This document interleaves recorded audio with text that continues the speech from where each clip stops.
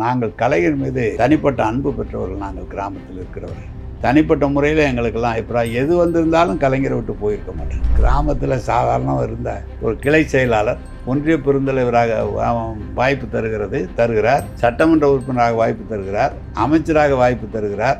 அதற்கு பிறகு அவரை விட்டு போனால் அது குரு துரோகம் என்று அதில் எல்லாம் போக மாட்டோம். ஃப்ளைட்டை விட்டு இறங்கும் போதே நேருக்கு நேர் பார்த்தேன் சிறப்பு அப்படின்னு இறங்கினார். நான் ஏன் அதை சொல்கிறேன் அப்படின்னா, நாங்கள் எதை செஞ்சாலும் பாராட்டி ஊக்குவிக்கிற. நீங்கள் சொன்னீங்கள்ல என்னைக்காவது திட்டிருக்காரன்னு. திருச்சியிலேருந்து சென்னைக்கு காரில் வந்துக்கிட்டு இருந்தோம்.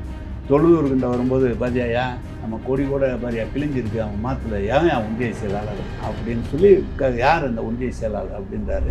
அப்போ நீ 1000 பேர் இருந்தால் 1000 பேர்த்தையும் பேசுவார். அறிவாலயத்திலேருந்து வெளியே போகும்போது 1000 பேர் நிற்பாங்க. அவ்வளோதான். அது அந்த தொண்டனுக்கு அது உன்னே போகிற 1 வருஷத்துக்கு தாங்கும்டான்ட்டு போவாங்க. அது சொந்த அப்பா பிள்ளை மாதிரி தான். அவர் கோவம்லாம் 5 நிமிஷம் தான் இருக்குது. 5 நிமிஷத்துக்கு மேலே கோவம் மாட்டார். தனியால் அண்ணா சிலையில் போய் நோட்டீஸ் கொடுக்குறாருன்னா இன்றைக்கி ஒரு ஆள் கொடுப்பாங்க. இன்றைக்கி இருக்கிற அரசியல் தலைவர். வணக்கம் சார். கலைஞருடனான உங்களுடைய தனிப்பட்ட உரையாடல் அப்படின்றது எப்படி இருக்கும்? என்ன மாதிரியான விஷயங்களை ஹைலைட் பண்ணி உங்கள்கிட்ட பேசுவார்? நாங்கள்லாம் முதல் எங்களுக்கு வாய்ப்பளித்த போது அவர் பெரிய தலைவர், நாங்கள் சாதாரண கிளை செயலாளர். எனவே செயலாளர் என்ற முறையில் நாங்கள் பவ்யமாக இருப்பதும், தலைவர் என்ற முறையில் அவர் சொல்கிற பணியை செய்வதும் தான் எங்களுடைய வேலையாக இருக்கும். அதற்கு பிறகுதான் ஒரு ஒன்றிய தேர்தலில் போட்டியிடுவதற்கு வாய்ப்பு தந்து முதலில் ஒன்றிய பெருந்தலைவராக வெற்றி பெற்ற பிறகு தலைவர் அங்கு திருச்சியில் இருக்கிற அண்ணன் அன்பில் அவர்களுக்கு கார் பரிசளிப்பதற்காக தொண்டர்களாக சேர்ந்து ஒரு கார் வாங்கி அவருக்கு பரிசளிப்பதற்காக ஒரு கூட்டம் நடத்தப்பட்டது. அந்த கூட்டத்தை புள்ளம்பாடி ஒன்றியத்தில் நான் நடத்தினேன், எங்களது ஒன்றிய செயலாளர் துணையோடு. நான் அப்போது ஒன்றிய பெருந்தலைவர். கூட்டம் மிகப்பெரிய அளவில் கூட்டம் இருந்தது. அந்த கூட்ட மேடையிலே தான் நான் அதுவரை தலைவரை சீட்டு கேட்கும் போது அவசர நிலை பிரகடனப்படுத்திய பிறகு வீட்டில் அவரை சந்திக்கிற போது அவரை சந்தித்து அடையாளம்லாம் என்னை அவருக்கெல்லாம் அடையாளம்லாம் தெரியாது. எனக்கும் தலைவர் என்ற முறையில் தான் இருப்பேமே தவிர தனிப்பட்ட குறிப்பிட்டு அவர் தெரிந்து கொள்ளக்கூடிய அளவில் நான் இல்லை. அதற்கு பிறகு அந்த மேடையில் யார் இந்த பையன் என்று கேட்டு எங்களுடைய மாவட்ட செயலாளர் இந்த செல்வராஜ், அவர் பெயர் நேரு, யூனியன் சேர்மன் என்று அவர் தான் சொன்ன பிறகுதான் அவருக்கு தெரியும். தோமுச அலுவலக கட்டிடம் காட்டூர் சர்க்கரை ஆலையில் திறந்து வைத்துவிட்டு அந்த கார் பரிசல் விழாவில் முதலே கூட்டம் நடத்திய பழக்கம். எனவே அவரெல்லாம் மிகப்பெரிய தலைவராக முதலமைச்சராக இருந்து நாங்கள் கிளை செயலாளர், சாதாரண கிளை செயலாளர். ஒன்றிய பெருந்தலைவர் என்ற அளவில் ஒரு பொதுக்கூட்டம் போட்ட அந்த கார் பரிசளிப்பு விழா கூட்டத்தில் தான் நடந்த பழக்கம். அது பிறகு 89 சட்டமன்ற தேர்தல் வந்தபோது எங்களுடைய மாவட்ட செயலாளராக இருந்த அண்ணன் செல்வராஜ் அவர்கள் லாலுடி தொகுதியில் போட்டியிடுவதற்கு எனக்கு பரிந்துரை செய்து தலைவர் அவர்கள் போட்டியிட வாய்ப்பு தந்தார். 89 வெற்றி பெற்ற பிறகு நேரடியாக அமைச்சராக மாண்புமிகு தலைவர் அவர்கள் எனக்கு அமைச்சர் பொறுப்பை வழங்கினார்கள். அதற்கு பிறகுதான் அவரோடு நேரடியாக அருகில் இருந்து பேசக்கூடிய வாய்ப்பு எனக்கு கிடைத்தது. எனவே எனக்கெல்லாம் நிறைய சிறிய அமைச்சர், புதிய அமைச்சர் எங்களுக்கு நிறைய கற்றுத்தந்திருக்கிறார். அரசாங்கத்தில் கோப்புகளை எப்படி கையாள்வது என்று முதற்கொண்டு நிறைய கற்றுத்தந்திருக்கிறார். அவரை பார்த்து நாங்களும் பழகியிருக்கிறோம். எனவே 90ஆம் ஆண்டு ஆட்சி கலைக்கப்பட்ட பிறகு 91ஆண்டுலேருந்து 93ஆம் ஆண்டு கட்சியில் ஒரு சிறிய சலசலப்பு வந்தபோது என்னை மாவட்ட பொறுப்பாளராக தலைவர் அவர்கள் அறிவித்தார். அதற்கு பிறகு தான் அவரோடு நெருங்கிய ரொம்ப அமைச்சராக இருந்தபோது தலைவர், அவர் முதலமைச்சர், நான் அமைச்சர் என்ற முறையில் என்னுடைய துறை சம்பந்தப்பட்டு ஏதாவது வேண்டுமென்றால் அவரிடம் நேரடியாக பேசலாம். அவரும் எங்களை அழைத்து பேசுவார். மற்றபடி ரொம்ப நெருக்கமாக இயக்கத் தோழராக மாவட்ட பொறுப்பாளராக வந்த பிறகு தலைவர் அவர்கள் எங்களோடு மிக நெருக்கமாக நிறைய கற்றுத்தந்திருக்கிறார், நிறைய கற்றுக்கொண்டிருக்கிறோம். எனவே அவரை பார்த்து தான் நாங்கள் வளர்ந்தவர்கள், எங்களை வளர்த்தவர் அவர் தான். எனவே எங்களை அழைக்கும் போதெல்லாம் தம்பி நேரு என்று மேடையில் விழிப்பார். நான் வீட்டில் இருக்கும்போது நேரு அப்படி என்று தான் கூப்பிடுவார். நாங்கள் அவர் அமர்ந்திருந்தால் நாங்கள்லாம் அவரோடு சரிசமமாக அமராது, நாங்கள் கொஞ்சம் தரையில் தான் அமர்ந்து பழக்கம். அது கூட சத்தம் போடுவார், நேர்காலில் உட்கார் அப்படின்னு சொல்லுவார், நீ அமைச்சர் என்றெல்லாம் சொல்வார்.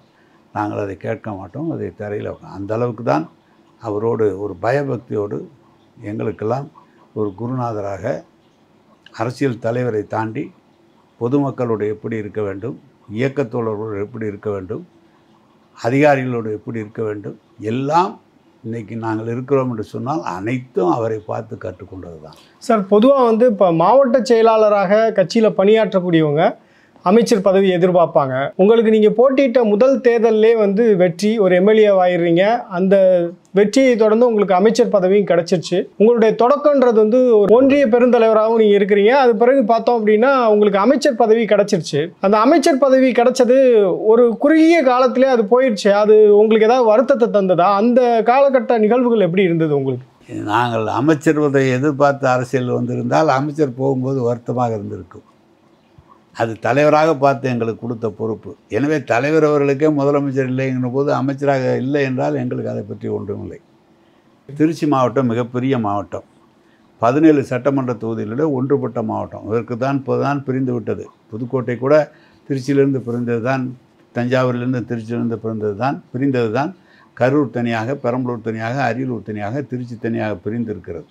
அப்போது ஒன்றுபட்ட 17 தொகுதிகளில் வெற்றி பெற்றவர் நம்முடைய மாவட்ட செயலாளர் செல்வராஜ் அவர்கள் மிக குறைந்த வாக்கு வித்தியாசத்திலே தோல்வியடைந்து விட்டார்.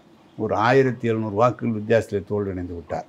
அவர் வெற்றி பெற்றிருந்தால் நிச்சயமாக அவர் தான் அமைச்சர். அவர் வெற்றி பெறாத போது, வெற்றி வாய்ப்பு இழந்த காரணத்தால் எனக்கு அந்த பொறுப்பை தலைவர் அவர்கள் வழங்கினார்கள். தலைவர் பல்வேறு அதை ஒவ்வொரு இனவாரியாக பொறுப்புகள்லாம் வழங்கி வருவார். ஒவ்வொரு பகுதியில் இருக்கிற இனத்திற்கு எப்படி தர வேண்டும் என்பதெல்லாம் அதிலே நமக்கு தலைவர் அவர் தலைவராக பார்த்து தந்த பொறுப்பு தான். எனவே நான் அதை எதிர்பார்த்ததே இல்லை நான். எனவே அவர் தலைவராக கொடுத்தார். தலைவர் ஆட்சிக்கு கவிழ்க்கப்பட்ட போது, அவர் வெளியே வந்தபோது எங்களுக்கெல்லாம் ஒன்று, அவரோடு நாங்களும் அதில் இருக்கிறோம். எங்களுக்கு ஒன்றும் வருத்தம்லாம் இல்லாத. சார், இப்போ 1993 பார்த்தோம் அப்படின்னா வைகோ ஒரு பக்கம் பிரிச்சுட்டு போகிறாரு. உங்களுக்கு முதல் முறையாக எம்எல்ஏ சீட்டு வாங்கி கொடுத்த செல்வராஜும் அவரோட போயிடுறாரு. அது பிறகு மலர்மன்னன், முக்கியமான அந்த பகுதியில் இருக்கக்கூடிய தலைவர்கள் எல்லாம் வைகோவை ஆதரிக்கும் பொழுது, நம்ம வைகோ பக்கம் போகக்கூடாது, நம்ம கலைஞரோட தான் இருக்கணும் அப்படின்ற அந்த பிடிவாதம் உங்களுக்கு வந்ததுக்கான காரணம் என்ன? இல்லை சார், கிராமத்தில் சாதாரணமாக இருந்த ஒரு கிளை செயலாளர் ஒன்றிய பெருந்தலைவராக வாய்ப்பு தருகிறார், சட்டமன்ற உறுப்பினராக வாய்ப்பு தருகிறார், அமைச்சராக வாய்ப்பு தருகிறார். அதற்கு பிறகு அவரை விட்டு போனால் அது குரு துரோகம் என்று அதில் எல்லாம் போக மாட்டோம்ல. இல்லை, செல்வராஜ் தானே உங்களுக்கு எம்எல்ஏ சீட் வாங்கி கொடுத்துருக்காரு, உங்களை அறிமுகப்படுத்தியிருக்காரு கலைஞர். அறிமுகப்படுத்தினார். அவருடைய தனிப்பட்ட முறையில் அவர் செல்கிறார். நாங்கள் கலைஞர் மீது தனிப்பட்ட அன்பு பெற்றவர்கள், நாங்கள் கிராமத்தில் இருக்கிறவர்கள். தலைவர் மீது தனிப்பட்ட முறையில் எங்களுக்கெல்லாம் அபிப்பிராயம் எது வந்திருந்தாலும் கலைஞரை விட்டு போயிருக்க மாட்டேன். அந்த காலகட்டத்தில் நீங்கள் கன்வின்ஸ் பண்ணீங்களா? பெரிய தலைவர்கள்லாம் போகாதீங்க, தலைவரோடு இருங்க அப்படின்னு கன்வின்ஸ் பண்ணீங்களா?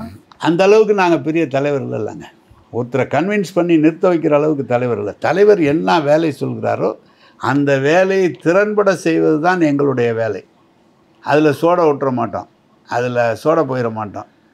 எனவே பொதுக்குழு நடத்தும்போது கூட நான் போய் தலைவரிடம் கேட்டேன். நான் நடத்துகிறேன் திருச்சியில்னு கேட்டேன். இல்லை கோசிமணி அவர்கள் நடத்துகிறார் என்று சொல்லியிருக்கார், அவர் நடத்தட்டும், நீ வயதில் சிறியவன், அவர் பெரியவர், அவர் நடத்தட்டும் என்று சொன்னார். அதுக்கு 96 மாநாடு வருகிற போது, முதல்ல மாநாடு வருகிற போது தஞ்சையில் தான் அண்ணன் கோசிமணி அவர்களை மாநாடு நடத்த சொன்னார். அந்த நேரம் அவர் இறுதி அறுவை சிகிச்சை செய்த காரணத்தால் அவர் நீ நேருக்கிட்ட கொடுங்க, நான் போய் நேரோட இருந்து பண்ணுறேன்னு அவர் தான் சொல்லி தான் இந்த மாநாடு திருச்சியில் கொடுத்தாங்க.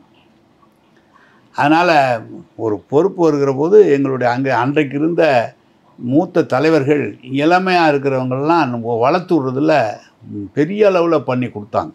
ஒவ்வொரு தலைவருக்கு ஆதரவு, கீழே இருக்கிற மூத்த தலைவர்கள் புதிதாக வரவங்களுக்கெல்லாம் ஆதரவு கொடுத்தாங்க. இப்போல்லாம் அப்படி இருக்க முடியாது, இப்போ இருக்க மாட்டாங்க. ஆனால் அன்றைக்கி எல்லாரும் வளர்த்து விட்டாங்க. அதனால தான் அந்த வாய்ப்பெல்லாம் கிடச்சிது. இப்போ 1989க்கு பிறகு எப்போதெல்லாம் திமுக ஆட்சிக்கு வந்ததோ அப்போதெல்லாம் உங்களுக்கு அமைச்சர் பதவி கன்ஃபார்மு அப்படின்ற மாதிரியான ஒரு நிலை தான் நீடித்து வந்தது. அதுக்கு என்ன காரணம்? உங்கள் மேலே அபரிவிதமான நம்பிக்கையை வைத்ததற்கு என்ன காரணமாக நீங்கள் நினைக்கிறீங்க? ஒன்றும் இல்லை. கட்சியில் வந்து இப்போ நீங்கள் பொறுப்பு டைம்ஸ் ஆஃப் இந்தியாவில் தமிழ் பார்க்குறீங்க. நீங்கள் நல்லா பார்க்குறதுனால உங்களுக்கு தொடர்ந்து அந்த பொறுப்பை உங்கள்கிட்ட கொடுக்குறாங்க. நீங்கள் அதில் சொதப்பிட்டீங்கன்னா தெரியும், அடுத்த தடவை உங்களை எப்படி வச்சுக்குவாங்க. அது மாதிரி அவருக்கு வந்து எங்களோட அண்ணன் கோசிமணி அவர்களோ வீரபாண்டி ஆர்மம் அவர்களோ எங்களை எல்லாம் கண்ணப்பன்லாம் அன்றைக்கி எங்களை கண்ணப்பன் போயிட்டார். ஆனால் 89 எங்கேண்ட இருந்தார். கண்ணப்பன்லாம் எங்களுக்கு நிறைய எப்படி நடந்துக்கணும், தலைவர்ண்டா எப்படி இருக்கணும், அதாவது அரசன் என்றால் நெருப்பு மாதிரி, கிட்ட போனால் சுடும், தள்ளி போனால் குளிரும், டிஸ்டன்ஸ் கரெக்டாக நிற்கணும்னு எங்களுக்கு அவங்க தான் சொல்லி கொடுத்தாங்க. அதுதான் எங்களுக்கு பாடம். இதை சொன்னது கண்ணப்பன் தான் சொன்னார் எனக்கு. இந்த அண்ணன் கோவை மாவட்ட சார்ந்த கண்ணப்பன் சொன்னார், நேரே சின்ன பிள்ளைங்களா வந்திருக்கிறீங்க, நீங்கள் எப்படி இருக்கணும்னா அவங்களாம் நெருப்பு மாதிரி, ரொம்ப கிட்ட போனீங்கன்னா சுட்டுரும், தள்ளி போனீங்கன்னா குளிரும், டிஸ்டன்ஸ் மெயின்டைன் பண்ணு அப்படின்னு சொல்லி கொடுத்தா அவங்க தான். அதையெல்லாம் கடைப்பிடித்தால் தான் அதில் வர முடியும். சார், இப்போ உங்களுடைய அமைச்சரவை காலகட்டத்தில் நீங்கள் சொல்லி கலைஞர் வந்து சரியாக சொன்னார்ப்பா நேரு, ஸோ இதை உடனே பண்ணி முடிங்க அப்படின்னு சொல்லி உங்களுடைய முடிவை ஆதரித்ததுன்னு ஏதாவது இருக்கா? சார், நான் தான் சொல்கிறேனே, தனிப்பட்ட முடிவு என்றெல்லாம் இல்லை. இல்லை, அது ஒரு மக்களுடைய கோரிக்கையாக இருக்கலாம், எது வேணாலும் இருக்கலாம். நம்ம சொன்னோம் தலைவர் நமக்காக செஞ்சு கொடுத்துட்டார் அப்படின்னு. தலைவர் வந்து தனிப்பட்ட முடிவுலாம் இல்லை. அவருக்கு தெரியாத ஒன்றும் புதிதாக மக்கள் எங்களிடம் சொல்லி நாங்கள் சொல்ல போவதில்லை. எனவே அவர் சொல்கின்ற பணியை தட்டாமல் சரியாக செய்வோமானால் அதுவே அது மக்களுக்கு போய் சேருகிற பணியாக தான் இருக்கும். குறிப்பாக திருச்சியில் வெள்ளம் வந்து விட்டது, மழை பெய்து வெள்ளம் வந்து விட்டது. திருச்சி மேற்கு தொகுதி, நான் லால்குடி தொகுதியில் அப்போது இருக்கிறேன். திருச்சியில் வெள்ளம் வந்தபோது தலைவர் அவர்கள் வந்து திருச்சியில் வெள்ளம் வந்திருக்கு, நான் போகிறேன் உடனே, ஏன் நீ தான் போவியா, நான் வரமாட்டேனா அப்படின்னு சொன்னார். அவரும் வந்து காலையில் 6 மணிக்கு சரியாக குளுமாய் அம்மன் கோவில் பக்கத்தில் நின்று உடனடியாக அந்த இடத்திலேயே அதுக்கான நிதியை ஒதுக்கி தந்து வெள்ளத்தடுப்பு திருச்சி இன்றைக்கு பாதுகாக்கப்பட்டிருக்கிறது என்று சொன்னால் அன்றைக்கு தலைவர் வந்து நின்றது தான். எனவே எங்களோட சொன்ன கோரிக்கையை நான் சொல்லணுங்கிறதெல்லாம் இல்லை, அவருக்கே எல்லா விஷயமும் தெரியும். அவருக்கு தெரியாதது தமிழ்நாட்டில் எதுவும் இல்லை. இன்றைக்கு இப்போ அதுக்கப்புறம் வந்த முதலமைச்சர்லாம், இன்றைக்கு நம்ம முதலமைச்சர் 40 வருஷம் சுற்றி கிட்டத்தட்ட கலைஞர் மாதிரியே எல்லாம் தெரியும் அவருக்கு. எனவே எந்த ஊருக்கு என்ன செய்யணும், என்னென்ன திட்டங்கள் கொண்டு வரணுங்கிறதெல்லாம் அவருக்கே தெரியும். ஆனால் எப்படின்னா எங்களை பாராட்டுவார், நல்லா செய்யணும். உணவுத்துறையில் கொடுத்தாங்க. உணவுத்துறையில் நான் பார்க்குற வரை உணவுத்துறை 5 ஆண்டு காலம் முழுமையாக காங்கிரஸ்லேயும் சரி திமுகவிலையும் சரி 5 ஆண்டு காலம் உணவுத்துறையை சேர்ந்த மாதிரி யாரும் பார்த்ததில்லை. நான் தான் 5 வருஷம் முழுமையாக அதை பார்த்தேன். முதல் எனக்கு அப்புறம் வேலு பார்த்தார், 5 வருஷம் அவரும் பார்த்தார். இப்போ வந்தவங்களாம் 5 வருஷம் பார்க்குறாங்க. உணவுத்துறை ரொம்ப கஷ்டமான காலம் அந்த நேரம். நீங்கள் அரிசியில் 10 பைசா ஏறினாவே ஆட்சி கவுழ்கிற அந்த மாதிரி காலகட்டம். அப்போ வந்து சன் டிவியில் வீரபாண்டியன்னு ஒருத்தர் பேட்டி எடுத்தார். நேருக்கு நேருன்னு அப்போ எடுப்பார், நேருக்கு நேருன்னு எடுத்தார். அப்போ பேட்டி எனக்கு 1.5 மணி நேரம் என்னை எடுத்தார். நான் திருச்சிக்கு வராரு கலைஞர், நான் முன்னால் போயிட்டேன். ஃப்ளைட்டை விட்டு இறங்கும் போதே நேருக்கு நேர் பார்த்தேன் சிறப்பு அப்படின்னு இறங்கினார்.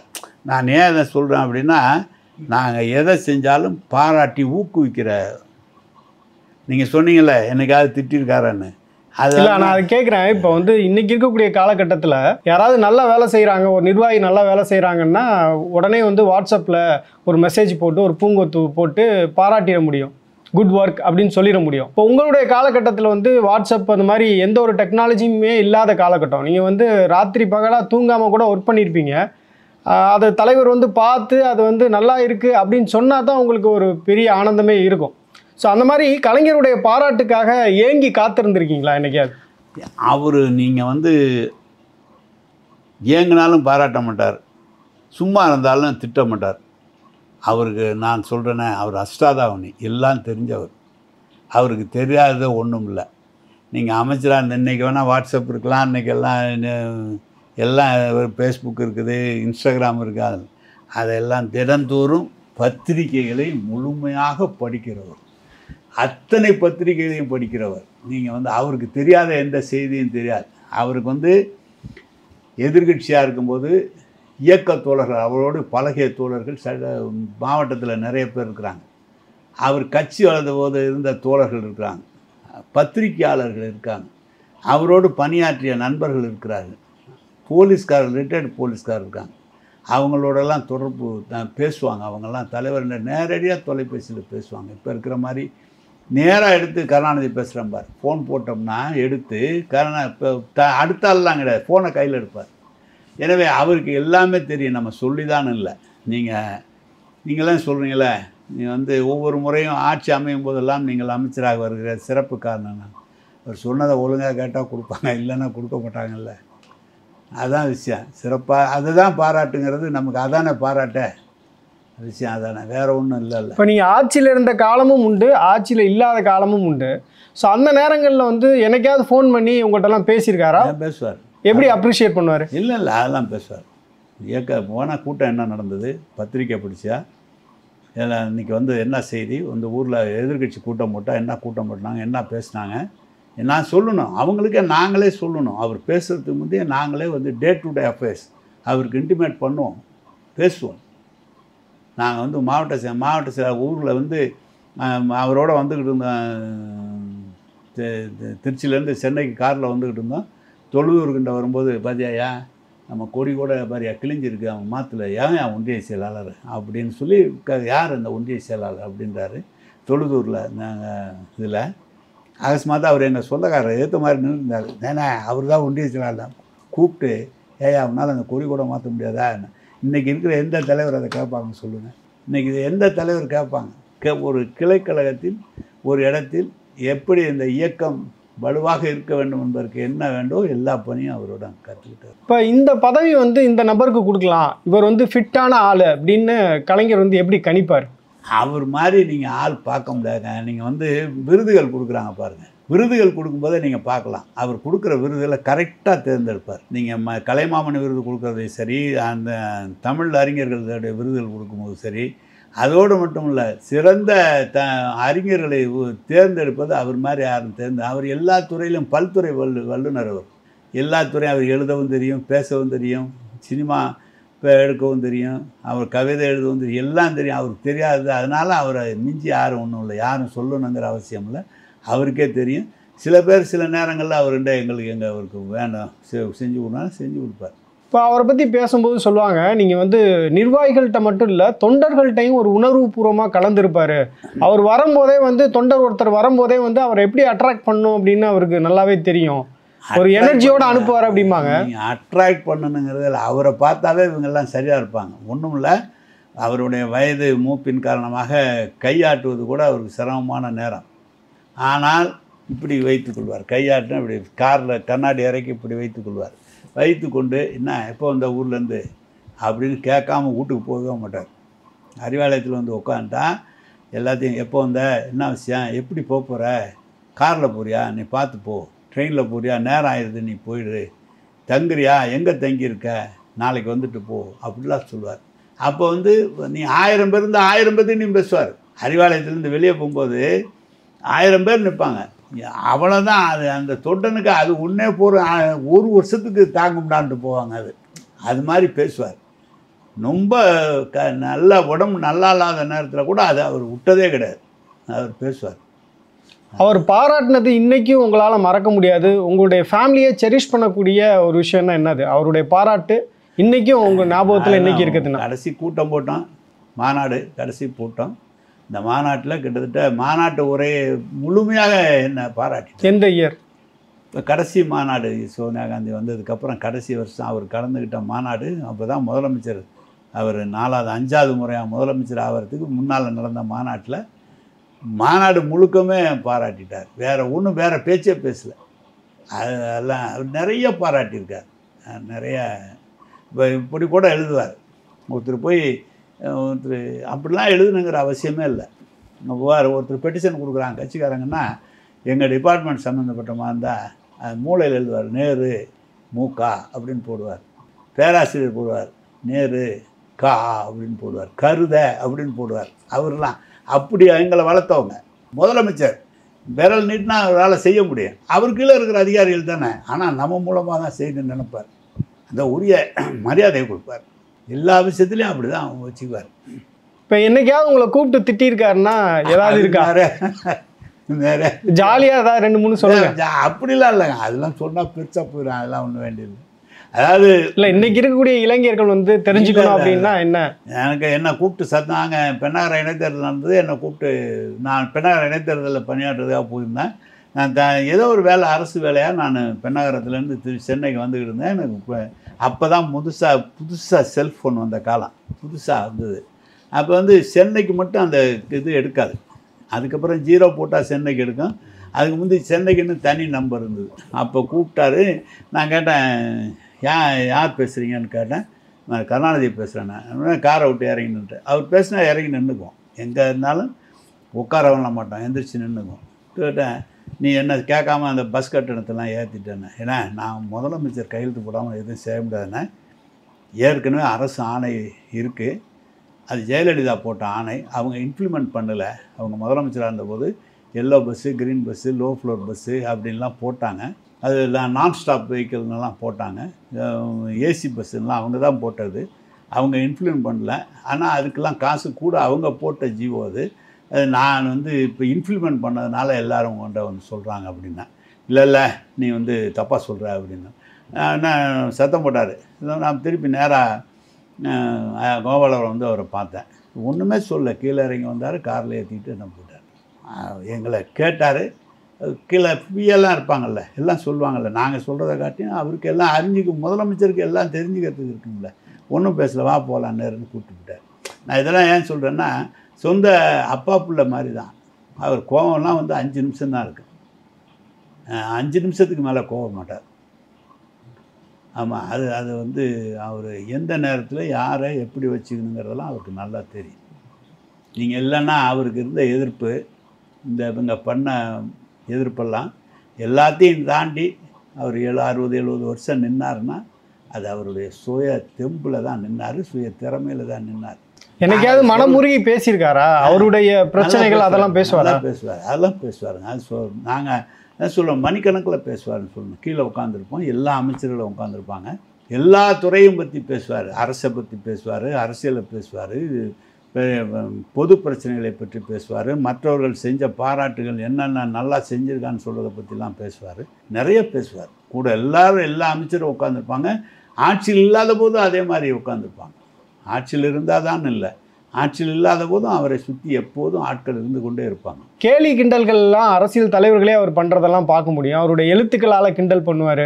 பத்திரிகையாளர்கள்ட்ட பேசும்பொழுது நகைச்சுவை உணர்வோடு பேசுவார்.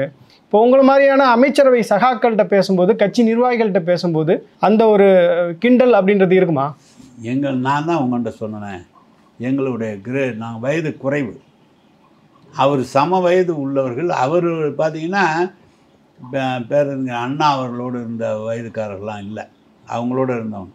அதுக்கப்புறம் இவர் தலைவரான ஒருபாடு மாவட்ட தளபதிகளாக இருந்தவங்கெல்லாம் கலைஞரோட ரொம்ப நெருக்கமாக இருப்பாங்க. இப்போ அண்ணன் துரைமுருகன் அண்ணன் கூட இருப்பார். வீரபாண்டியர் எப்போது வருவார் போவார். மணி அண்ணன் வந்து அழைச்சா தான் போவார். அது மாதிரி அவரோட எப்போதும் இருக்கிற ஆட்கள். அவர் கூட எப்போ பார்த்தா நீங்கள் போனால் பார்த்தா தெரியும், அண்ணன் துரைமுருகன் கூட எப்போதும் இருப்பார். சிரித்து அவங்கள்டெல்லாம் நல்லா சிரித்து பேசுவார். நாங்கள் தள்ளி நின்று கை கட்டி பார்த்துக்கிட்டு இருப்போம். அவ்வளோதானே தவிர டிஸ்கஷன் எங்களை பார்த்து கேலி கிண்டலாக பேசுகிறது அப்படிலாம் இல்லை. அவங்களோட பேசுவார், மற்றவரோடு பேசும்போது அருகில் இருக்கலாம், அதான் விஷயம்.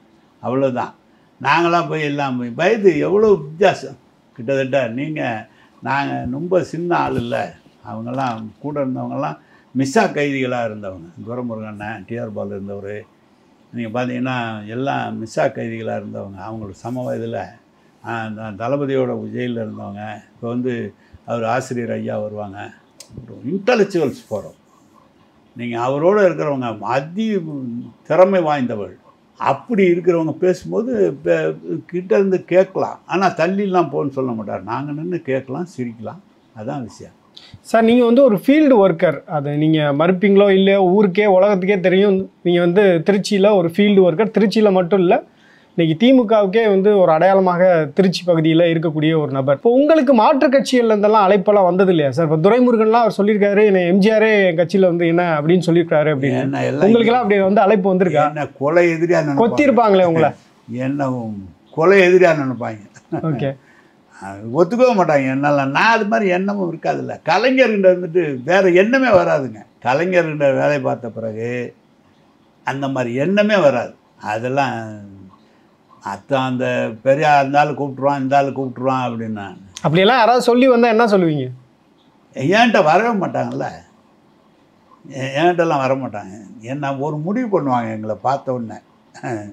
நீங்கள் காங்கிரஸ் அலைன்ஸ் வரைக்கும் காங்கிரஸ் ஜென்ம எதிரியாக இருப்பாங்க எங்களுக்கு, அதிமுக ஜென்ம எதிரியாக, மற்றவங்களெல்லாம் ஒத்துவாங்க. எங்கள் பாரு எங்கள் பேரில் மட்டும்தான் கேஸ் போடுவாங்க.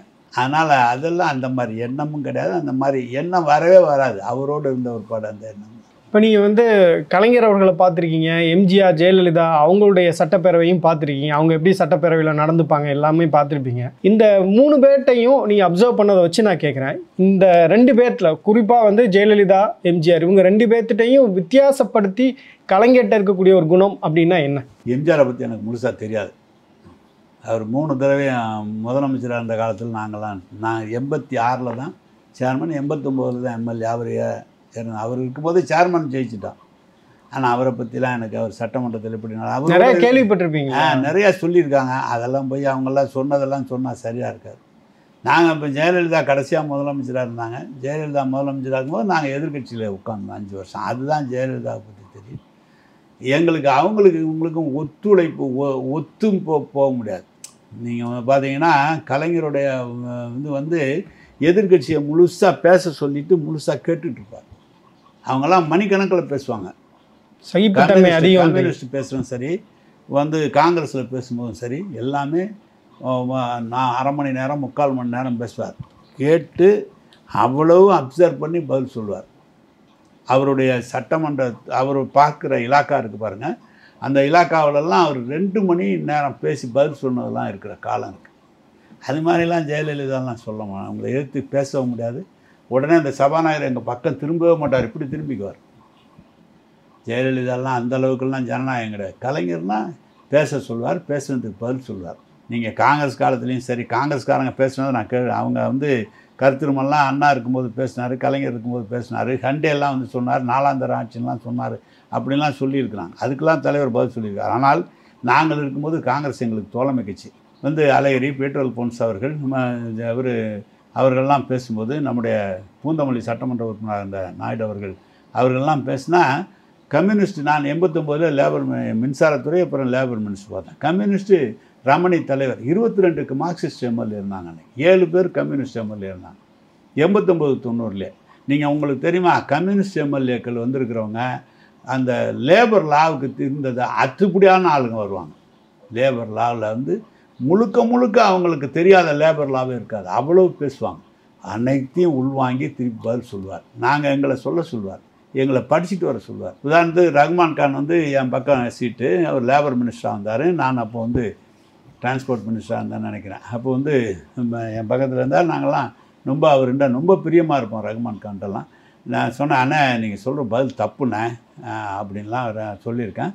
அவர் நீ ஜூனியர் எனக்கெலாம் அதெல்லாம் சொல்லக்கூடாதுலாம் சொன்னார். ஆனால் திருப்பி கலைஞர் எழுந்திரிச்சு, நீ உறுப்பினர்கள் கேள்வி கேட்டால் எப்படி பதில் சொல்ல வேண்டும் என்று நான் சொல்லி தருகிறேன்.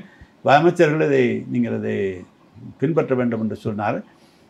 ரஹ்மான் கான் கேட்ட கேள்விக்கு கலைஞர் பதில் சொன்னார், எந்திரிச்சிட்டு சொன்னார். நான் காரில் வரும்போது சாப்பிட வரும்போது கேட்டேன், என்னென்ன நீங்கள் வந்து அவருக்கு கேட்ட கேள்விக்கெல்லாம் நீங்கள் பதில் சொல்லுங்கன்னு. நீ சொன்ன பதிலும் நான் வச்சுருக்கேன் பாரு, உங்களை நம்பி இல்லை, நான் பூரா ரெடியாக வரணும், இல்லைன்னா அரசாங்கத்து பேரில் கெட்ட பேர் வரும். அந்த அளவுக்கு ப்ரிப்பேர்டாக வருவார். அப்போ அவர் இதுக்கு எங்கள் துறைக்கே அப்படி இருக்கிறவர், அவருடைய துறையில் எப்படி பாண்டியத்தான் இருக்கான். நீங்கள் தொழிற்சாலைகளை பற்றி பேசுவதென்றாலும் சரி, அவர் பார்த்த உள்துறை இலாக்காவில் பேசுவதாக இருந்தாலும், நீங்களாம் சட்டமன்றத்தில் வந்து உள்துறை இலாக்காவில் போலீஸ் இலாக்கா மானியத்தில் பேசும்போது கடுமையாக பேசுவாங்க. அதற்கெல்லாம் ஆதாரத்தை திரட்டி அவர் பதில் சொல்வார். அதை சொல்வார். எப்படி வெளியில் எதிர்கட்சியாக இருக்கும்போது பொதுக்கூட்டங்களிலே பதில் சொல்வதை போல் சட்டமன்றத்தில் அந்த இது வந்துடும்.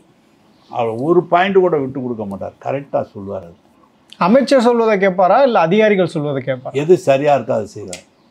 அதிகாரிகள் வந்து தவறாக சொன்னால் ஏற்றுக்கவே மாட்டார், அமைச்சர் தவறாக சொன்னாலும் ஏற்றுக்க மாட்டார். அவர் மனசில் என்ன படும், கரெக்டாக தப்பான்னு அவர் முடிவு பண்ணுவார். ஆனால் எல்லோரும் பேசுகிறதையும் கேட்பார்.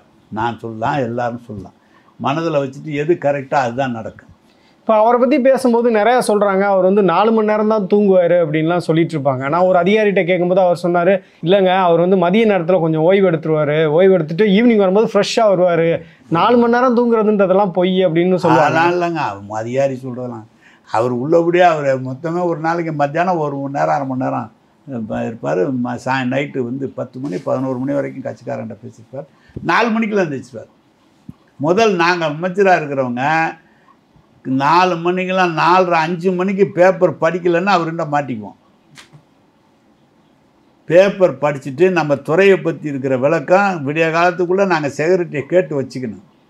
இல்லைன்னா அவருக்கு பேசுவார் செக்ரட்டரின்ட்டு, எங்களை கூப்பிட்டு கேட்பார். எல்லா பத்திரிக்கையில் வர செய்தியும் அந்தந்த துறையை பற்றி பாண்டித்தமாக இருக்கணும். பத்திரிக்கை படித்து ஆகணும், படிக்கலைன்னா அவர்கிட்ட இருக்க முடியாது. அப்படி இருக்கணும். 4 மணி நேரம் தான் தூங்குவாரானா? அவ்வளோதான். அவர் அது ரொம்ப அவரெல்லாம் அவருக்கு நீங்கள் இப்போ நீங்களாம் சின்ன ஆளுங்க வயசில் அவருக்கு இருந்த எதிர்ப்பெல்லாம் இந்தியாவில் யாருக்கு இருக்காது. அவர் அவ்வளவு கடித்து கொதருவாங்க. அனைத்தையும் நிற்பார், துணிஞ்சு நிற்பார். அதெல்லாம் ஒன்றும் பயப்படவே மாட்டார். பயங்கிறது அவருக்கு வராது. பார்த்தீங்கன்னா எல்லாரும் கைது பண்ணி உள்ளே போட்டிருக்காங்க. முரசொலியில் எழுத முடியல, விளக்கெண்ணெய் வளவலன்னு இருக்கும், வெண்டைக்காய் வளவல இருக்குன்னு தீர்மானம் போட்டு வர்றாரு. நோட்டீஸ் எடுத்துகிட்டு அன்னை பெரியவங்க அவங்க தயாளம்மா அவங்களோட போய் நேராக அண்ணாவுக்கு முன்னால் நோட்டீஸ் கொடுக்க போகிறாரு. போய் கைது பண்ணி வைக்கிறாங்களே, தன்னந்தனியாக போகிறாரு, யாரையுமே கூப்பிடல. 76ல் எமர்ஜென்சியில் 400 பேர் 500 பேர் உள்ளே இருக்கிறாங்க. திமுகன்னு சொன்னாவே கைது பண்ணுற காலம். தவேன்னு ஒரு ஆள் இருந்தார், அந்த அவங்கெல்லாம் இருந்தாங்க கவர்னர், அவனை வச்சது தான் சட்டம். நெடுமாறம் வச்சது தான் சட்டம். காங்கிரஸ் தலைவர் வச்சு அவங்களாம் சீஃப் மினிஸ்டர் மாதிரி இருந்தாங்க. அந்த மாதிரி காலகட்டத்தில் தனியால் அண்ணா சிலையில் போய் நோட்டீஸ் கொடுக்குறாருன்னா இன்றைக்கி ஒரு ஆள் கொடுப்பாங்க. இன்றைக்கி இருக்கிற அரசியல் தலைவர் மைண்டு மெஷின் மாதிரி வேலை செய்யுன்றீங்களா?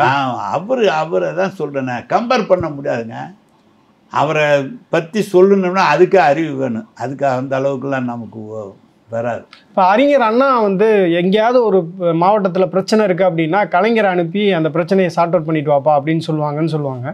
இப்போ அதே மாதிரி தான் இப்போ மு.க. ஸ்டாலின் அவர்கள் உங்களை பயன்படுத்துகிறாரோ அப்படின்ற ஒரு கேள்வி இருக்குது. ஏன்னா எங்கே பிரச்சனை இருந்தாலும் நீங்கள் தான் போகிறீங்க, ஒரு ஃபீல்டு ஒர்க்கராக உங்களுடைய வயது அதெல்லாம் வந்து செகண்டரி. பட் எந்த இடத்துலனாலும் போய் நீங்கள் அந்த பிரச்சனையை முடிச்சு வைக்கிறீங்களே, அதுக்கு என்ன காரணம்? இதுக்கு எது மோட்டிவேஷனாக இருந்ததுன்னு நினைக்கிறீங்க? பிரச்சனையை ஒருத்தர் அனுப்புகிறாங்க. பிரச்சனையை முடிக்கணும்னா தலைமையினுடைய உத்தரவு இல்லாமல் அங்கே போய் அவங்களாம் இது பண்ண மாட்டாங்க. நியாயமே பேசினா கூட தலைமையினுடைய தலைமை சொல்லி முதலமைச்சர் கட்சி தலைவர் சொல்லி அனுப்பிச்சிருக்கார், இது கட்டுப்படணும். அதுதான் மெயின். 75% சமாதானத்துக்கு அதுதான் ஆதாரம்.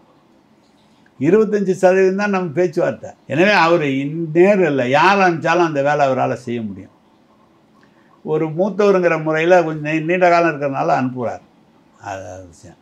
மேலே எனக்கு எல்லாத்தையும் தெரியும், ரொம்ப நாள் எல்லாம் பழக்கம். எல்லாம் வந்து கிட்டத்தட்ட 40 வருஷம் 40 வருஷத்துக்கு மேலே பழக்கங்கிறதுனால சொன்னால் ஒரு வார்த்தை கொஞ்சம் முகத்துக்கு முகம் கேட்டுக்குவாங்க, அவ்வளோதான். கலைஞருடைய நினைவலைகள் இன்றைக்கும் தினசரி உங்களுக்கு இருக்கா இல்லை எப்படி சார்? சார் அவர் நினைக்காம இந்த இடத்துல உட்கார முடியுமாங்க? ஒவ்வொரு நாளும் அவர் வந்து நினச்சி தான் இருப்போம்.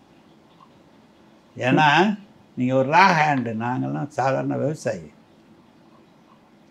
எங்களை இன்றைக்கி தமிழ்நாட்டு அளவில் தெரிகிற வச்சது அவர் தான். அதுக்கு அந்த தளபதி இன்றைக்கி நம்மளை அமைச்சர் கொடுத்துருக்காங்க. அவரை வச்சு தான் நாங்கள் இவர் நம்மளை அப்பாக்கிட்ட நேர்மையாக இருந்தாங்கங்கிறதுனால தான் ஏற்றுக்கிறாரு. இல்லைன்னா ஏற்றுக்க மாட்டாங்க. அவரை நினைக்காம அரசியல்லையும் இருக்க முடியாது, மேடையிலையும் பேச முடியாது. அவர் பேர் சொல்லனா ஏற்றுக்கவும் மாட்டாங்க.